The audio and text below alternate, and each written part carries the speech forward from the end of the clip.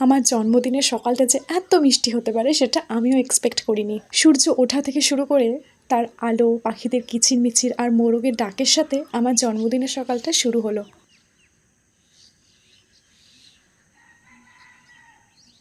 ওই যে দূরে দেখা যাচ্ছে পাখিরা দল বেঁধে স্কুলে যাচ্ছে।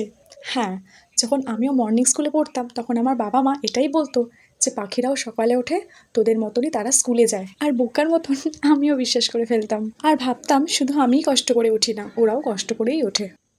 যাই হোক, আজ আমার স্পেশাল দিনে মানে আমার বার্থডেতে সূর্যের প্রথম আলো যাকে বলি আমরা উষা, এবং সূর্য ওঠার প্রতিটা মুহূর্তকে আমি দাঁড়িয়ে থেকে দেখেছি।